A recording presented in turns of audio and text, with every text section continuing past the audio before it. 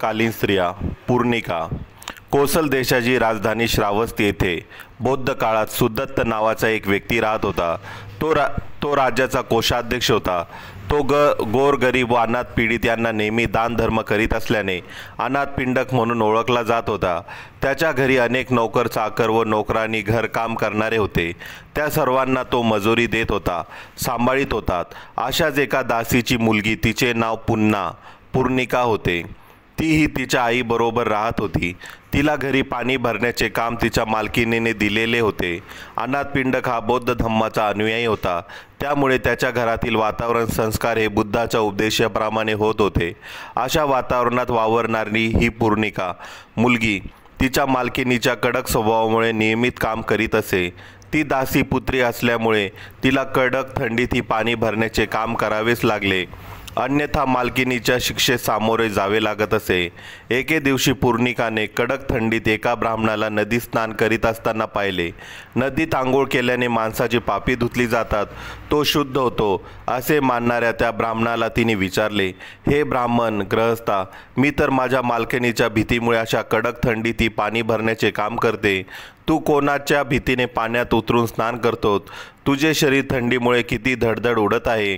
त्यावर तो ब्राह्मण म्हणतो, माझ्याकडून जी पापे नकळत झालेली असतील त्या पाप कर्माचे फळे मला भोगावी लागू नये या भीतीने मी स्नान शुद्धीने पापापासून मुक्त होण्यासाठी रोज या नदीच्या पाण्यात उतरून स्नान करत असतो। असे उत्तर मिळाल्यामुळे पूर्णिका मात्र विचार करू लागली, सृष्टीचे नियम सर्वांनी पाळले पाहिजेत, तोच भगवान बुद्धाचा सिद्धांत आहे।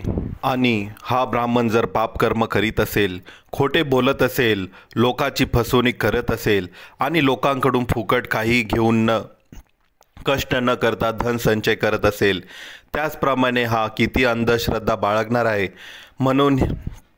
म्हणून ती त्याला म्हणाली, अरे स्नानाने पाप शुद्धी होते हे तुला कोणी सांगितले?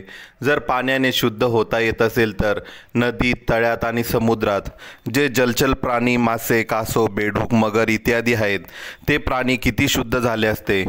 त्यांना तर प्रथम स्वर्गस्थान मिळालेले असते। अशा भ्रामक कल्पनामुळे तुझे हे कृत्य पाहून इतर लोकही अनुकरण करतील, अनेक पापे करतील आणि नदी स्नान करून पापमुक्त झालो म्हणून पुन्हा पाप करण्यास मोकळे होणार नाहीत का? ही समजूत तुझी खरी असल्याची कधी खात्री पटणार आहे? तूच विचार, तुझ्या मनाला विचारून पहा की हे कृत्य योग्य की अयोग्य। पूर्णिकाचे हे बोलणे ब्राह्मणाने ध्यान देऊन आणि डोळे उघडे ठेवून ऐकून घेतले। त्याने मनाशी विचार केला आणि म्हणाला, मी पापी आहे, कुमार्गी आहे, मला तुझ्या मार्गाने जाणे योग्य आहे।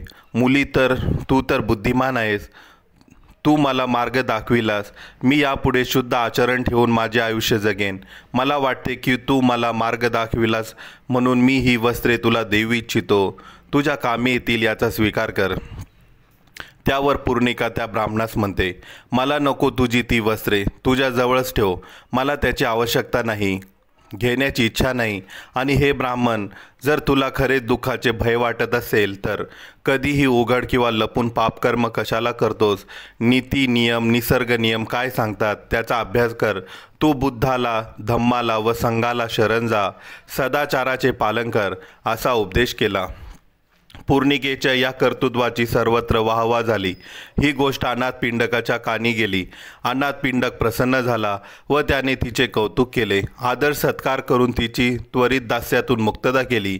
अनाथपिंडकाने तिला सन्मानपूर्वक दास्यातून मुक्त तर केलेच, परंतु तिला तथागताचे दर्शन घडविले। त्यांच्या अनुमतीने पुढे ती भिक्खुनी संघात प्रविष्ट झाली आणि धम्म प्रचार व प्रसार कार्यात तिने जीवन व्यतीत केले। पूर्णिकेच्या रूपाने बुद्धकालीन ज्ञानयोगिनी स्त्री मिळाली। अंधश्रद्धेवर पहार करून ज्ञानाचा मार्ग पूर्णिकेने दाखविला, तो जगाला सत्य पटविण्यासाठीच ना। नमो बुद्धाय।